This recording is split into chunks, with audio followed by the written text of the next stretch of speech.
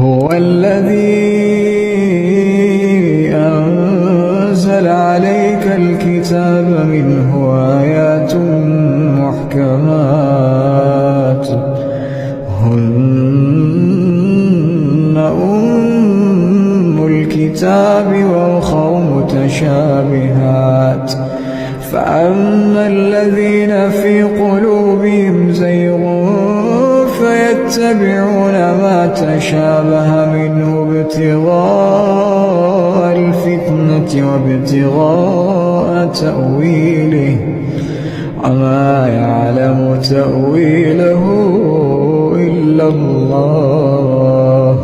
والراسخون في العلم يقولون آمنا به كل من عند ربنا وما يذكر